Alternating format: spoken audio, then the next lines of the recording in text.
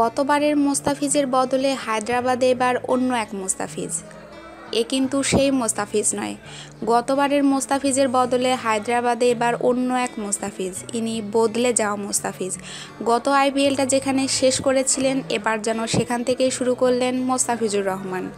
2016 আইপিএলের ফাইনালে নিজের শেষ বলে ছক্কা খেয়েছিলেন। এবার প্রথম বলেই ছক্কা খেয়ে শুরু করলেন কাটার মাস্টার। মুম্বাইয়ে কাল 2.4 ওভার বোলিং করে 34 রান দিয়েছেন মুস্তাফিজ। উইকেট পাননি একটিও। হেরেছে তার দল হায়দ্রাবাদও। 159 রানের লক্ষ্য 8 বল ও 4 উইকেট হাতে রেখেই পেরিয়ে গেছে মুম্বাই। মুস্তাফিজ আক্রমণে আসেন মুম্বাইয়ের ইনিংসের ষষ্ঠ ওভারে। প্রথম ওভারে দিলেন 19 রান। মুস্তাফিজ এবার আবার আক্রমণে এলেন 13তম ওভারে। এবার দিলেন 11 রান। 19তম ওভারে নিজের তৃতীয় ওভারটা শেষ করতে এলেন 12 বলে 4 রানের সমীকরণ মুম্বাইয়ের। সোনি 6। আমাদের চ্যানেলটিকে ভালো লাগলে অবশ্যই লাইক, কমেন্ট, শেয়ার এবং সাবস্ক্রাইব করতে ভুলবেন না। ধন্যবাদ সবাইকে।